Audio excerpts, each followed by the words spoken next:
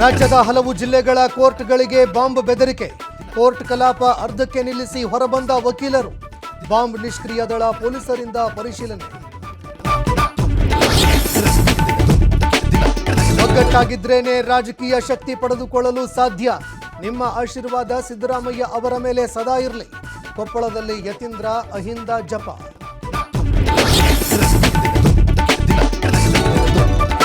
DK Shivakumar ರೈಲು engine ಇದ್ದಂತೆ.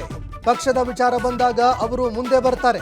ಬೆಂಗಳೂರಿನಲ್ಲಿ MLC BK Hariprasad ಪ್ರತಿಕ್ರಿಯೆ. ದಾರಿ ಬಿಡುವ ವಿಚಾರಕ್ಕೆ ನಡು ರಸ್ತೆಯಲ್ಲಿ ಕಿರಿಕ್. ಆಟೋ ಚಾಲಕನಿಗೆ ಬಸ್ ಡ್ರೈವರ್ನಿಂದ ಥಳಿತ. ಹುಬ್ಬಳ್ಳಿ ನೋರಾಣಿ ರಸ್ತೆಯಲ್ಲಿ ಘಟನೆ. ಹಂಪಿಯ ಜನನಿ ಬೀಡ ಪ್ರದೇಶದಲ್ಲೇ ಚಿರತೆ ಪ್ರತ್ಯಕ್ಷ. ಕೂಗಳತೆ ಅಂತರದಲ್ಲಿ ಪಾರಾದ ವ್ಯಕ್ತಿ. ಸಿಸಿಟಿವಿಯಲ್ಲಿ ದೃಶ್ಯ ಸೆರೆ. ಸ್ಥಳೀಯರಲ್ಲಿ ಹೆಚ್ಚಾದ ಆತಂಕ.